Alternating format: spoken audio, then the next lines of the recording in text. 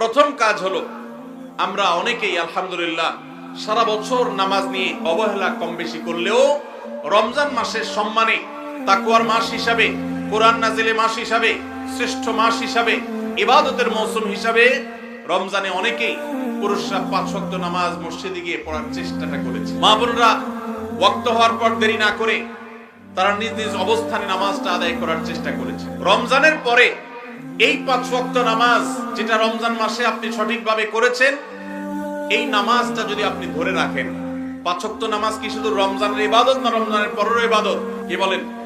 5 ওয়াক্ত নামাজ কি শুধু রমজানের ইবাদত? রমজানের পরেরও ইবাদত পালনীয়।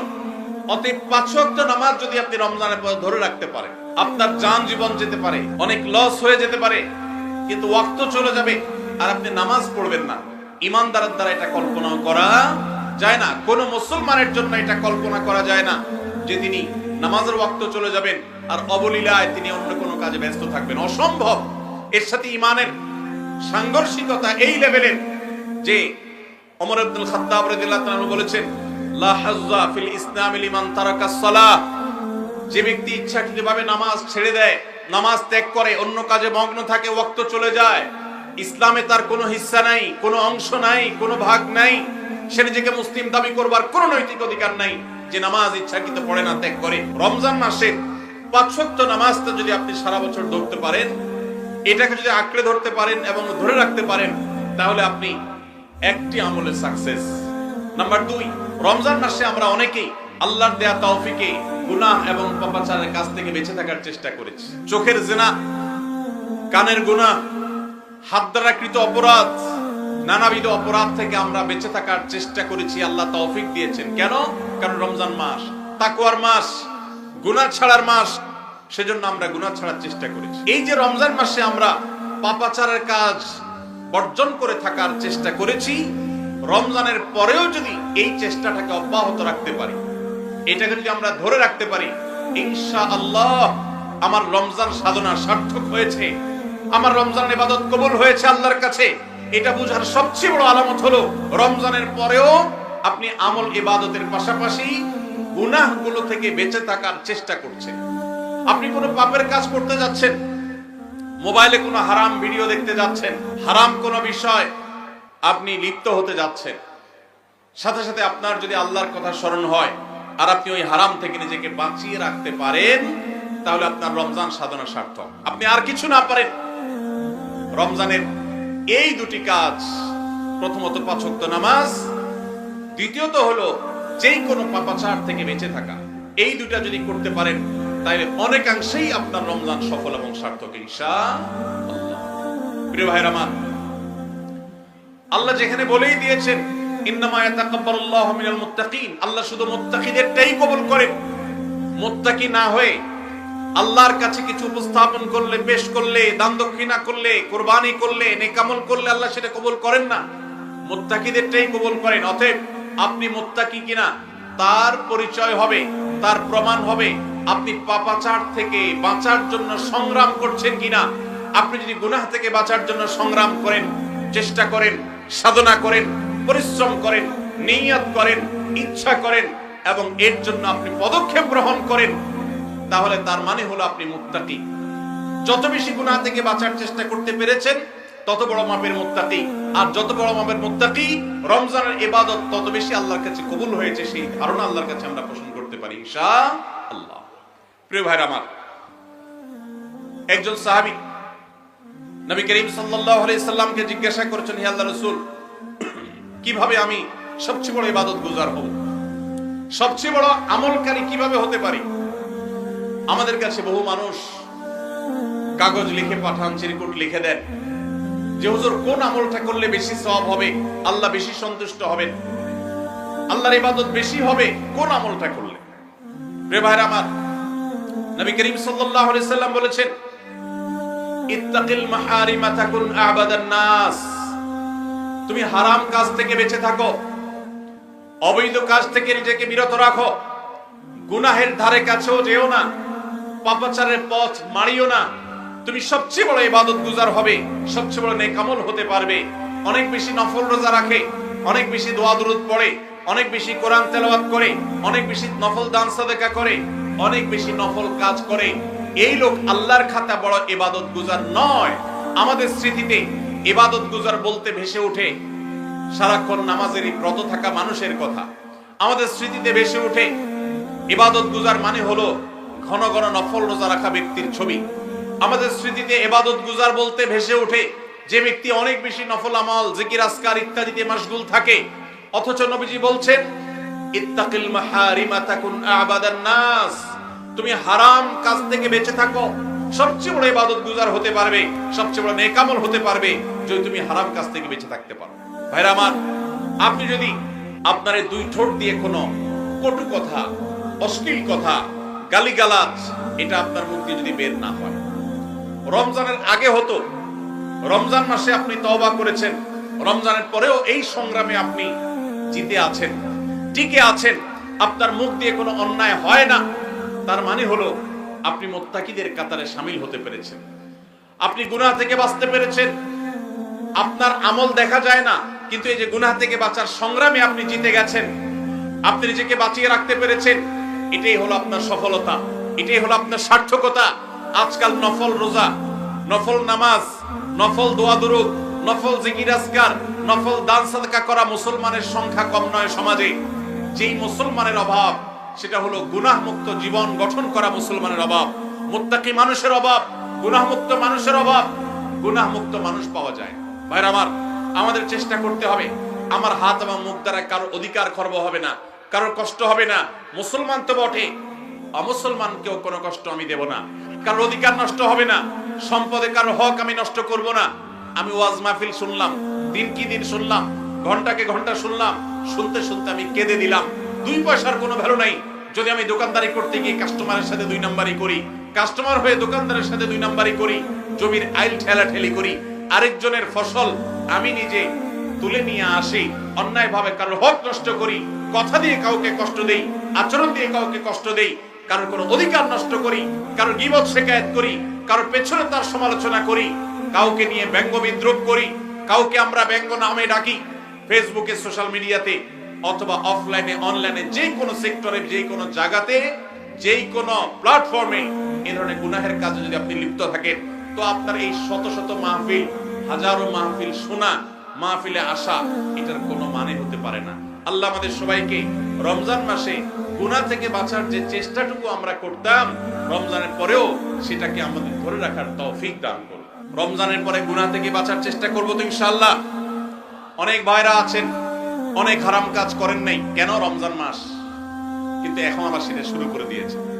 এর মানে হলো আপনার রমজানের ইবাদত কবুল হওয়ার সম্ভাবনা ক্ষীণ, নিশ্চিত তো বলা যাবে না, তবে প্রবল সুধারণা করা যায়, সম্ভাবনা অনেক প্রবল যদি আপনার সেই রমজানের আমলগুলোকে আপনি এখন ধরে রাখতে পারেন। অন্য সব না পারেন, অন্তত আমি 4টা আমলের কথা বলেছি, 5 ওয়াক্ত নামাজ আর সকল প্রকার গুনাহ এটা থেকে বিরত থাকা, আর 3 নম্বর হলো কোরআনে কারীমের তিলাওয়াত।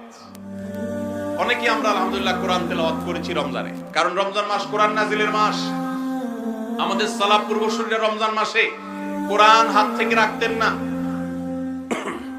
আমরা অনেকেই নিজে কোরআন খতম দিয়েছি, যারা খতম দিতে পারেন না, একটু হলো তেলাওয়াত করেছেন, তারাবিতে হাফেজ সাহেবের কাছ থেকে তেলাওয়াত শুনেছেন, কোনো না কোনো ভাবে কোরআনের সান্নিধ্যে এসেছে। দুর্ভাগ্যজনক বাস্তবতা, রমজান চলে যাওয়ার সাথে সাথে আমাদের কোরআনের সাথে সম্পর্ক শেষ হয়ে গেছে, ঠিক না বেঠিক?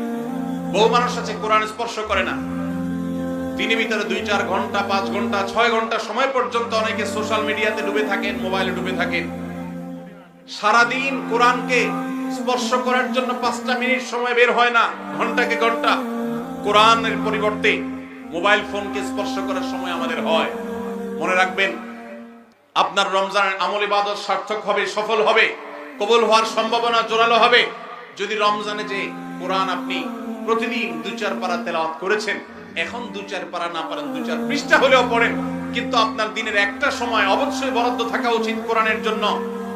আজ আমরা দেখতে পাচ্ছি পৃথিবীর পূর্ব থেকে পশ্চিম, উত্তর থেকে দক্ষিণ, চতুর্পাশে আমরা যে হাহাকার দেখতে পাচ্ছি, লাঞ্ছনা দেখতে পাচ্ছি, অপমান দেখতে পাচ্ছি, পরাজয়ের গ্লানি দেখতে পাচ্ছি।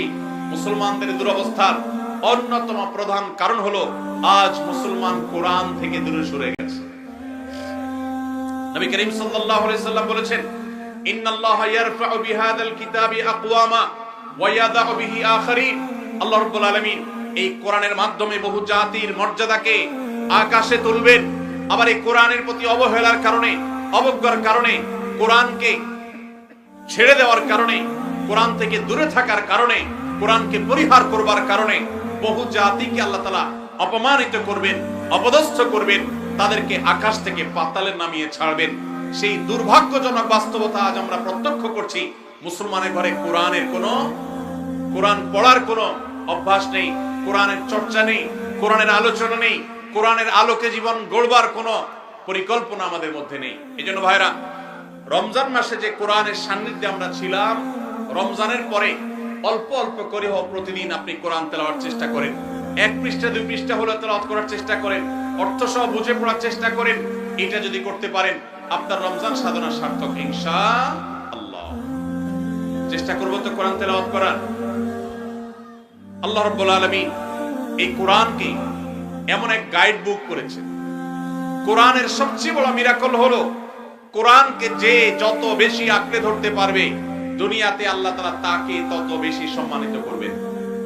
ইসলামের ইতিহাসের সোনালী যুগের যারা স্বর্ণ মানব ছিলেন, সেই খুলাফায়ে রাশেদা, তাদের পরবর্তী যুগের যে সোনালী ইতিহাস ছিল, যখন বিশ্ব মুসলমানের পদতলে ছিল, মুসলমান যখন বিশ্বের সুপার পাওয়ার ছিল, গোটা বিশ্বে মানবতা তার সর্বোচ্চ শিখরে যখন আসীন হতে পেরেছে, মানবতা সবচেয়ে বেশি যখন প্রতিষ্ঠিত হয়েছে, যখন মুসলিম নয় শুধু অমুসলিমরাও সবচেয়ে সুখে শান্তিতে পৃথিবীতে বসবাস করতে পেরেছে, কারণ অধিকার খর্ব করা হয় নাই, অধিকার আদায়ের মতো আজকের পৃথিবীতে যে নাটক চলমান আছে সেই নাটক তখন হয়নি।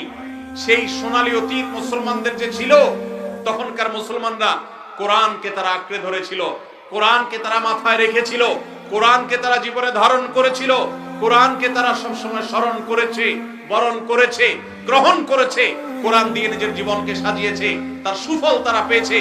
আজ কোরআন আমাদের কাছে অবহেলিত, কোরআন আমাদের কাছে আজ সবচেয়ে বেশি পরিত্যক্ত। যেই গ্রন্থ বছরে আমরা রমজান মাস ছাড়া অনেকে উল্টায় দেখি না, পাঠ করি না। মোবাইলে আমার বহু অ্যাপ আছে, সাথে কোরআনের অ্যাপও আছে।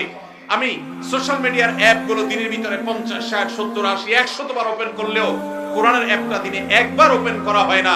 কোরআনের জন্য কোনো সময় আমার বরাদ্দ নাই। আমাদের বাসা বাড়িতে অনেক কিছু চলে, কোরআন তেলাওয়াত চলে না। বহু কিছু নিয়ে আড্ডা হয়, কোরআন নিয়ে পাঠচক্র হয় না, গ্রুপ ডিসকাশন হয় না, আলোচনা পর্যালোচনা হয় না। এরকম পরিবার আজ ঘরে ঘরে, প্রত্যেকটা জায়গায় জায়গায়। আর এই কারণে আজ আমাদের দুরবস্থা আমরা দেখতে পাচ্ছি পৃথিবীর চতুর্প্রান্তে রয়েছে। আল্লাহ তাআলা আমাদের সবাইকে কোরআনকে সারা জীবনের জন্য আমাদের সাথী করার তৌফিক দান করুন। কোরআন নিয়মিত পড়বেন তো ইনশাআল্লাহ, প্রতিদিন পড়বেন তো ইনশাআল্লাহ। আল্লাহ আমাদের সবাইকে প্রতিদিন কোরআন তেলাওয়াতের তৌফিক দান করুন, কোরআন বুঝে পড়ার তৌফিক দান করুন, কোরআনের আলো থেকে আলো গ্রহণ করবার তৌফিক দান করুন, সমাজ এবং রাষ্ট্রকে কোরআন দিয়ে সাজাবার তৌফিক দান করুন। বলুন আমিন। নাম্বার 4, শেষ পয়েন্ট। রমজান উপলক্ষে আমরা অনেকেই ভোর রাতে সাহরি খেতে উঠে আল্লাহর কাছে কম বেশি দোয়া করার চেষ্টা করেছি, 2-4 রাকাত তাহাজ্জুদ নামাজ পড়ার চেষ্টা করেছি, ঠিক না ঠিক? ইফতার সামনে নিয়ে অনেকে দোয়া করেছেন। রমজান মাসে রোজাদারের দোয়া কবুল হয় দিনের বেলা, অনেকে দোয়া করেছেন। রমজান শেষ, তাহাজ্জুদ পড়া তো ভোর রাতে উঠে দূরের কথা, অনেকের ফজর নামাজ পড়াটাই কঠিন হয়ে গেছে, ঠিক না ঠিক? আজ রমজানের পরে রমজানের সেই আমলের ধারাবাহিকতা, অর্থাৎ ভোর রাতে তাহাজ্জুদের নামাজ পড়ার যদি কেউ অভ্যাস ধরে রাখতে পারেন, এটা হবে সবচেয়ে বড় অর্জন। এটা যদি না পারেন, অন্তত ফজরের নামাজ, 5 ওয়াক্ত নামাজ তো পড়বেনই, ফজর নামাজ স্পেশালি জামাত যাতে কোনোভাবে মিস না হয়, আর দিন এবং রাত 24 ঘন্টার কোন একটা সময় আল্লাহর কাছে দুহাত তুলে দোয়া করার অভ্যাস গড়ে তুলবেন। চেষ্টা করবেন তো ইনশাআল্লাহ। কয়েকটা সময়ের দোয়া আল্লাহর কাছে করলে সেটা বিফলে যায় না। এর ভিতরে একটা হলো ভোর রাতের দোয়া, আরেকটা হলো 5 ওয়াক্ত নামাজের পরের দোয়া, আরেকটা দোয়া কবুলের সময় আছে শুক্রবারে। কোন সময় হাদিস এটা ফিক্স করা হয়নি, তবে হাদিস বিশ্লেষকগণ অনেকেই বলেছেন সেই সময়টা হলো জুমার দিন আসরের পরের সময়। জুমার দিন আসরের পরে সূর্য ডুবার আগ পর্যন্ত আল্লাহর কাছে যদি দোয়ায় মাশগুল থাকেন, বাসা বাড়িতে আছেন, কর্মস্থলে আছেন, রাস্তাঘাটে আছেন, যেখানে যে অবস্থায় আছেন, জুমার দিন শুক্রবার বাদ আসর সূর্য ডুবার আগ পর্যন্ত দোয়া কবুলের মোক্ষম একটা সময়, অসাধ্য সাধন করবার সময়, একেবারে অসম্ভবকে সম্ভব করার সময়, আল্লাহর কাছ থেকে সবকিছু নিজের করার সময়। এই জন্য এই সময়গুলো আমরা মিস করবো না। তো রমজান মাসের দোয়ার অভ্যাসটা যদি রমজানের পরে আপনি ধরে রাখতে পারেন, ব্যাস এনাফ। 5 ওয়াক্ত নামাজ, সকল প্রকার হারাম পাপাচার বর্জন, কোরআনে কারীমের তেলাওয়াত অল্প অল্প করে হলেও প্রতিদিন একটা সময় ফিক্স করে যে এই সময় কোরআন তেলাওয়াত ছাড়া কিছু করব না। ঘুম থেকে উঠে প্রথম কাজ হবে ওযু করে আমি কোরআন তেলাওয়াত করব, ফজর নামাজের পরে একটু পড়ব। আর 4 নম্বর হলো দিন এবং রাতের কোন একটা সময় আল্লাহর কাছে দোয়া করার অভ্যাস করব। অনেক লোক আছি আমরা যে 24 ঘন্টার ভিতরে সপ্তাহে সপ্তাহ, মাসকে মাস চলে যায়। অনেক নিয়মিত নামাজি মানুষ আছেন, অনেক দাড়িওয়ালা মানুষ আছেন, এমনকি অনেক মাদ্রাসার ছাত্র, এমনকি আলেমও আছেন। মাসকে মাস চলে যায়, আল্লাহর কাছে হাত তুলে একটু চোখের পানি ফেলে শেষ কবে দোয়া করেছি বলতে পারবো না। এর চাইতে বড় হতভাগা আর কেউ হতে পারে না। এই জন্য রমজান মাসের দোয়ার আমলটা, রমজানে হয়তো আপনি দিনে 4 বার 5 বার করেছেন, রমজানের পরে একবার করেন। রমজানে হয়তো 10 মিনিট 15 মিনিট 20 মিনিট ধরে দোয়া করেছেন, রমজানের পরে অন্তত 2 মিনিট ধরে দোয়া করেন।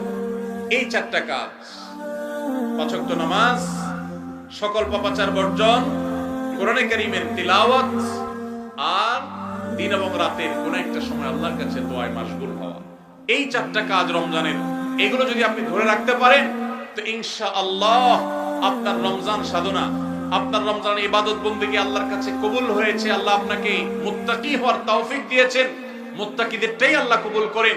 অতএব আপনার রমজানের ইবাদত এবং সাধনা কবুল হয়েছে, সার্থক হয়েছে, সেই সুধারণা আপনি পোষণ করতে পারেন। সবাই চেষ্টা করবো তো ইনশাআল্লাহ। আল্লাহ আমাদের সবাইকে সেই তৌফিক দান করুন।